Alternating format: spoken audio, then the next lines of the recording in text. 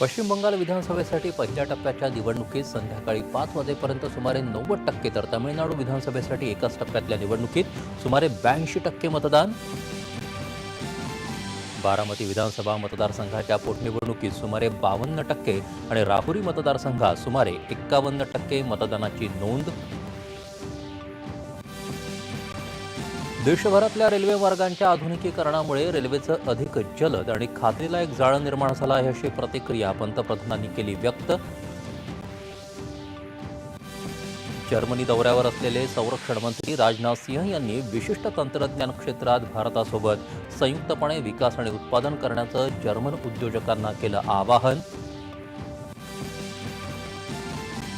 सध्याच्या गुंतागुंतीच्या भूराजकीय आव्हानांच्या पार्श्वभूमीवर भारत आफ्रिका भागीदारीचं महत्त्व अनन्यसाधारण असल्याचं परराष्ट्र मंत्री डॉक्टर एस जयशंकर यांचं प्रतिपादन.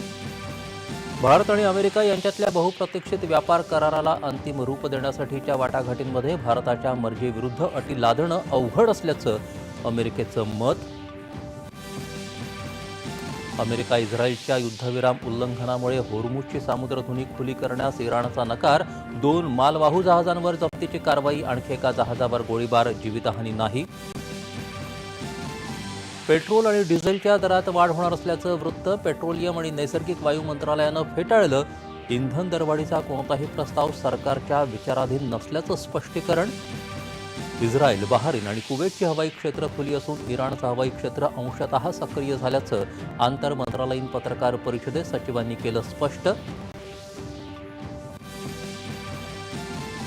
उदयनचंद जलविद्युत प्रकल्पासाठी मुख्यमंत्र्यांच्या उपस्थितीत तात्यासाहेब कोरे वारणा नवशक्ती निर्माण संस्थेसोबत 5,200 कोटी रुपयांचा करार. 1100 मेगावॅट वीज निर्मिती क्षमता स्थापित होणार.